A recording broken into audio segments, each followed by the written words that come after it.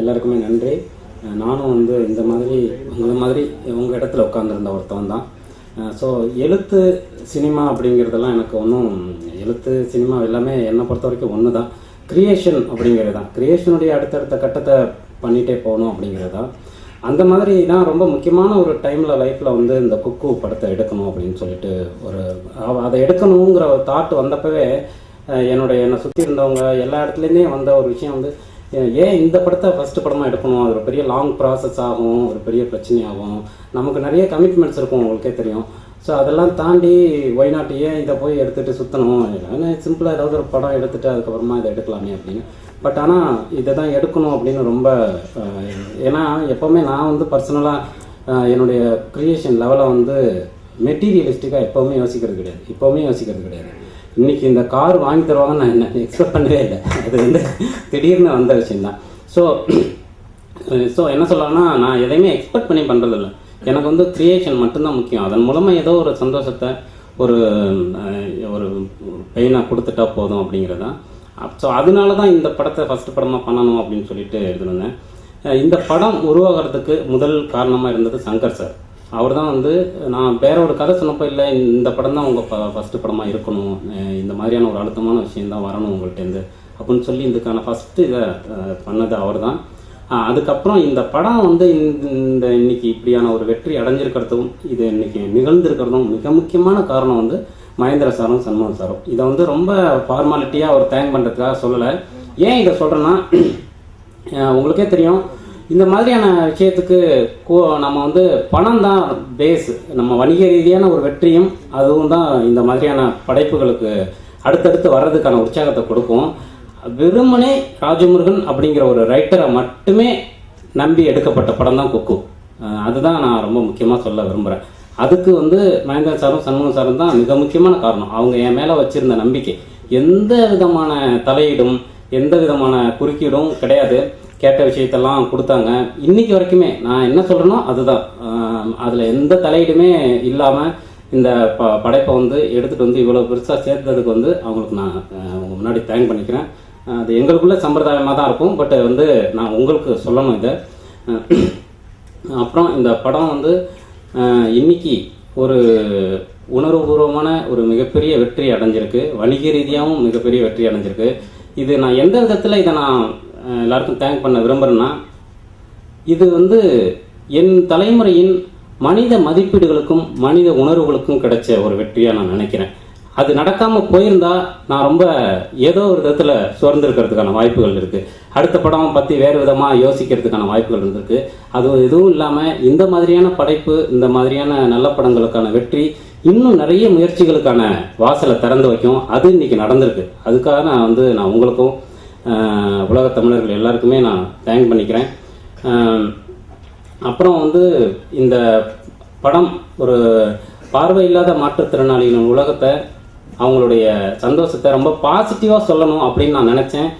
அதுக்கு வந்து எனக்கு முழுக்க உதவி பண்ண பார்வையில்லாத மாற்றுத்திறனாளிகள், நிஜமான இளங்கோ, நந்தினி, மூர் மார்க்கெட்டு முருகேஷ் அண்ணன், ரவி அண்ணன், மார்ட்டின் அண்ணன், வளர்மதி, சுமதி அப்படின்னு அவங்களுக்கு தான் நான் இந்த வெற்றியை சமர்ப்பிக்கிறேன்.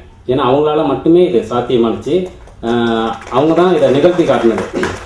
எல்லாரும் வந்து நம்ம வந்து ஏதோ அவங்களுக்கு பெருமை சேர்க்குறோம், மரியாதை சேர்க்குறோம் அப்படின்னு நினச்சிட்டு இருக்கோம். பட் அவங்க தான் எனக்கு மரியாதை சேர்த்துருக்காங்க, இந்த படைப்புக்கு மரியாதை சேர்த்துருக்காங்க. இந்த பெருமை முழுக்க அவங்கள மட்டுமே சாரும். ஸோ இந்த நேரத்தில் அவங்களுக்கு நான் நன்றி தெரிவிச்சுக்கிறேன். தினேஷ், மாளவிகா ரெண்டு பேரும் வந்து இந்த படத்தில் எகைன் வந்து எப்போவும் என் கூடவே இருந்தாங்க. ஸோ அதுதான் இந்த ஆர்டிஸ்ட் சினிமா அப்படியான எந்த இதுவுமே இருக்கக்கூடாது அப்படின்னு ஓப்பனிங்லேயே நான் அதை தான் எதிர்பார்த்தேன். இன்னைக்கு வரைக்கும் அப்படியான எதுவுமே கிடையாது. இது முழுக்க குக்குங்கிற ஒரு படைப்புக்கும் என்னுடைய நட்புக்கும் மட்டுமே வேலை பார்த்தாங்க. அதனால தான் சோல்ஃபுல்லாக வேலை பார்த்தா தான் இந்த மாதிரியான ப்ராஜெக்ட்லாம் நடக்கும், இல்லைன்னா நடக்காது. நிறைய குறைகள் இருக்கலாம், பட் ஆனால் அதோட உயிர் ரொம்ப முக்கியம். அந்த உயிர் இன்னைக்கு இருக்குது அப்படின்னா அதுக்கு வந்து அவங்களுடைய அந்த சோல்ஃபுல்லான டெடிகேஷன் தான் காரணம். அப்புறம் பிகே வர்மா, சந்தோஷ் நாராயணன் ரெண்டு பேரும் வந்து மிகப்பெரிய பங்களிப்பு இந்த படத்தில் வந்து அவங்க கொடுத்த பங்களிப்புங்கிறது. ஒரு நண்பனாக என் கூடவே பயணம் பண்ணாங்க. எங்களுக்கு வந்து டே நைட்லாம் கிடையாது, வேலை பார்க்குற டைமு அது இது எதுவுமே கிடையாது. மிட் நைட்டு 3 மணிக்கு நான் மணப்பாக்கத்தில் முகலிவாக்கத்தில் சந்தோஷ் நாராயணன் அவர் வீட்டில் வந்து இருப்போம். கேகேஆரில் பிகே வர்மாவோட இன்னும் டீ குடிச்சிட்டு இருப்போம். இப்படி தான் இந்த படம் ஃபுல்லாக நடந்தது. டே நைட்டு பார்க்காம என்னுடைய கனவுகளுக்கு அவங்க தான் மிகப்பெரிய உருவம் கொடுத்தாங்க. பாடல்கள் வந்து இந்த படத்துக்கு ஒரு மிகப்பெரிய ஓப்பனிங்கை கிரியேட் பண்ணி கொடுத்தது. அதுக்கு வந்து நான் சந்தோஷ் நாராயணனுக்கு இந்த நேரத்தில் நான் தேங்க் பண்ணணும். ஏன்னா இந்த மாதிரியான ஒரு படத்துக்கு ஒரு நவீனமும் ஒரு நம்மளுடைய தொன்மமும் சேர்ந்த ஒரு மியூசிக் வேணும். அந்த மியூசிக்கு தான் நான் வந்து சந்தோஷ் நாராயணன்ட்ட போனேன். அதை வந்து ரொம்ப அற்புதமாக கொடுத்தாரு. அந்த பாடல்கள் தான் இந்த படத்துக்கு ஒரு அடையாளமாக பேசப்பட்டுச்சு. அதே மாதிரி பிகே வர்மாவோட கேமரா, அவரும் அதே மாதிரி ஒரு பேலன்சிங் வேணும். ஈஸ்தட்டிக்கும் ஃபேண்டசிக்கும் நடுவில் இருக்கணும். ஃபேண்டசி ஆகிடக்கூடாது, லைவாக இருக்கணும், ஆனால் அழகியலோடு இருக்கணும். இதுக்கு நடுவில் கரெக்டாக ஒரு பிரிட்ஜு நாங்கள் யோசித்தோம். அதை வந்து இன்றைக்கி ஸ்க்ரீனில் 100% அவர் நிகழ்த்தி காட்டியிருக்காரு. அதுக்காக அவருக்கும் தேங்க் பண்ணிக்கிறேன். அப்புறம் என்னுடைய இந்த படம் முழுக்க என்னோட பயணம் பண்ண என்னுடைய உதவி இயக்குநர்கள், இன்னைக்கு இவ்வளோ பெரிய வெற்றி அடையிறதுக்கு காரணமான பத்திரிகைகள், தொலைக்காட்சிகள் எல்லாருக்குமே நன்றி. என்னுடைய மிக முக்கியமாக அடுத்த படத்துக்கான ஒரு இன்னும் தீவிரமான முயற்சிக்கும் இன்னும் தீவிரமான ஒரு படத்துக்கும் இந்த வெற்றி உறுதுணையாக இருந்திருக்கு. அதுக்கு எல்லாருக்கும் தேங்க் பண்ணிக்கிறேன். Again Fox Star studios the next big film, அவங்களுக்கு தேங்க் பண்ணிக்கிறேன். தேங்க்யூ. இல்லை ஏன்னா வந்து கம்யூனிகேஷன் வந்து கொஞ்சம் சிக்கல் தான். ஆரம்பத்திலே வந்து ரஞ்சித் சார் அவர்கிட்ட மட்டும் தான் பண்ணுறேன் அப்படின்னு சொல்லிட்டு, இல்லை தசைனை திச்சணும் விஜய் பிரபாகரன் சொல்லிட்டு பண்ணலான்னு சொல்லிட்டு, எனக்கு அது கம்யூனிகேஷன் எனக்கு ஒரு அப்படின்னு தெரியல, அது ஒரு இன்ஃபீரியராக இருக்காது எனக்கு. அதனால தான் Senthil sir maximum Senthil sir பேசுவாங்க. நான் மெசேஜ் பண்ணால் ரிப்ளை பண்ணுவேன். அது அன்னோன்னா வந்து எனக்கு அது நான் கரெக்டாக ரிப்ளை பண்ண முடியலன்னா வந்து வேற மாதிரி கலாச்சிடுறாங்க. அதனால் அதை அட்டன் பண்ணுறதே இல்லை. செந்தில் சார் இல்லைனா மெசேஜ் பண்ணால் ரிப்ளை பண்ணிடுறது, அதுதான் மேட்ரு. வேற அப்போ வந்து அன்னைக்கு வேற ஏதோ ஒரு ஷோக்கு காலையில் போயிட்டு முடிச்சுட்டு, அன்னைக்கு ப்ரீமியர் அதுக்கு முன்னாடி நாள் போட்டிருந்தாங்களே, ப்ரீமியர் முடிச்சுட்டு நான் வீட்டுக்கு போகும்போது 4:30 செவ்வாப்பேட்டில் இருக்கேன். 2 hours இங்கேருந்து போயிட்டு திருப்பி அங்கேருந்து தூங்கிட்டு காலைல 7:30 மணிக்கு ரேடியோ மிர்ச்சிக்கு போக சொன்னாங்க. ரேடியோ மிர்ச்சிக்கு போயிட்டு வேற ஏதோ ஒரு கமிட்மெண்ட்ல மாட்டிக்கிட்டேன். அதனால தான் முடியல. அது ஃபிசிக்காக நினைக்கிறேன். நான் ஃபிசிக்கல் ட்ரீட்மெண்ட்காக போயிருந்தேன் நினைக்கிறேன். ஆரம்பம் தான் கண்டிப்பாக மேம் நான் எடுத்துக்கிறேன் ma'am. Thank you. I study in Delhi, DAV school.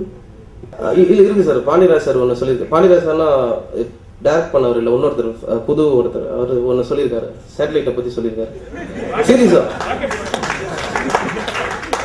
சீரியஸா யுகபாரதி எனக்கு தேங்க் பண்ண மறந்துட்டேன். ஸோ அவருக்கும் வந்து ரொம்ப அவர் கொடுத்த லிரிக் எல்லாமே இந்த படத்துக்கு கதைக்கு ரொம்ப பெரிய ஹெல்ப் பண்ணுச்சு. ஸோ அவருக்கு தேங்க் பண்ணிக்கிறேன். நான் கார் வச்சிருக்கிற கம்யூனிஸ்ட். ஸோ அதனால் இது ஒன்றும் புதுசு கிடையாது. நம்ம வந்து ஆல்ரெடி அப்படியான ஒரு வேர்ல்டில் தானே வாழ்ந்துட்டு இருக்கோம். அதனால் அப்படிலாம் கிடையாது. ஸோ தொடர்ந்து இந்த மாதிரியான என்னுடைய உணர்வு ரீதியான படங்களுக்கு, உணர்வு ரீதியான கதைகளுக்கு தான் என்கிட்ட நிறைய எதிர்பார்க்கலாம். ஏன்னா அதுதான் நான் என்கிட்ட அதுதான் வரும். அது குறை கிடையாது. ஆக்சுவலாக என்னென்னு கேட்டிங்கன்னா, அது வந்து ஒன் ஆஃப் தி கேரக்டர் சைக்காலஜிக்கலான விஷயம் தான். அது வந்து உண்டு. அது நீங்கள் தீவிரமாக அவங்களோட இப்போ ஒரு ட்ராவல் பண்ணிங்கன்னா அதெல்லாமே தெரியும். ஸோ அதுவும் உண்டு. அது ஒன் ஆஃப் தி பார்ட் அவங்களுடைய உளவியல்ல. ஸோ அதனால தான் அதை வச்சேன். ஸோ கான்ஃபிடென்ட்டோடைய இன்னொரு பேர் தானே பிடிவாதம். வாழ்க்கை கொடுக்கறதே ரொம்ப தப்பான விஷயம். அவங்க தான் எனக்கு வாழ்க்கை கொடுக்கணும். யாருக்கும் யாரும் வாழ்க்கை கொடுக்க முடியாது. இல்லை, இளையராஜா சாருக்கு தான் நம்ம தேங்க் பண்ணிகிட்டே இருக்குமே. காற்று முழுக்க அவருக்கான நன்றிகள் தானே நிறைஞ்சிருக்கு. அப்புறம் என்ன தனியாக அப்படியே காடு போகும்.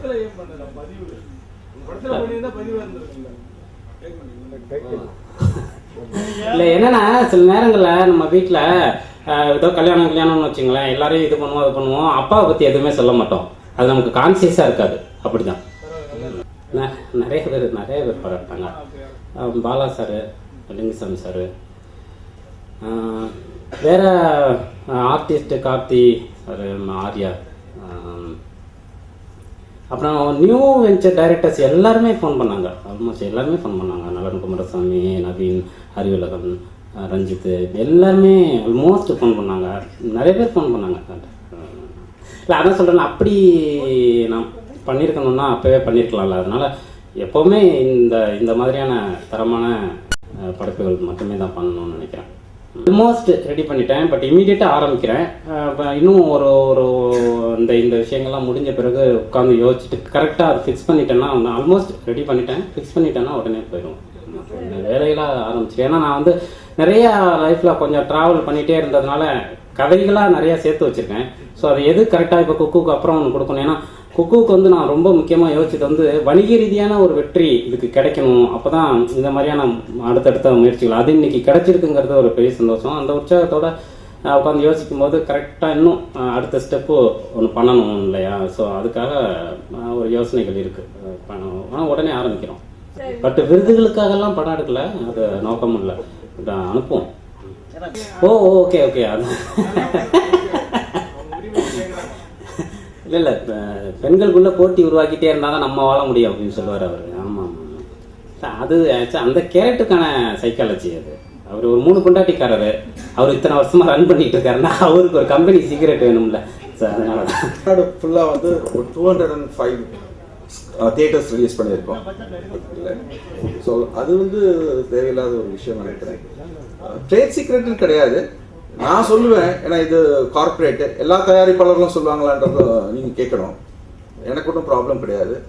But I don't want to set a precedence. As far as box office is concerned, Friday, Saturday, Sunday, Monday, Tuesday numbers என்கிட்ட இல்லை. Friday, Saturday, Sunday, Monday 4 days of the box office வந்து 5.7 crores gross box office.